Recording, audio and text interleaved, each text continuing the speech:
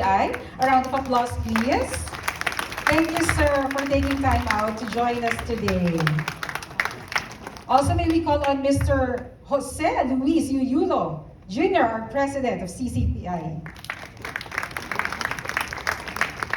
Thank you, sir. Also, we're honored to have the presence of Mr. Paulino S. Janicio Jr., Treasurer. Okay, might be coming in a bit later. Mr. Ronald K. Tanco, Deputy Treasurer. Hi, sir. Good morning. Mr. Seferino T. Benedicto Jr., Corporate Secretary.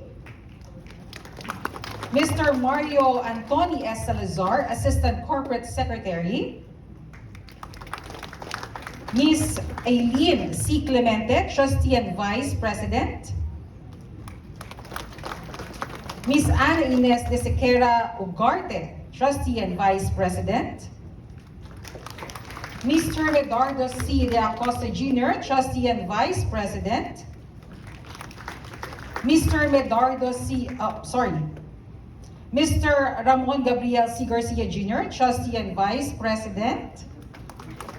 Mr. Joseph Yulim, Trustee and Vice President. Of course, Secretary Alfredo Pascual, Trustee and Vice President. Thank you, sir. Ms. Ana Marie Perique, Trustee and Vice President.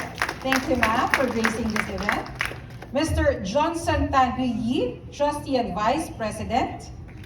And of course, Mr. Ildefonso Chonqued, Trustee and Vice President. Thank you so much.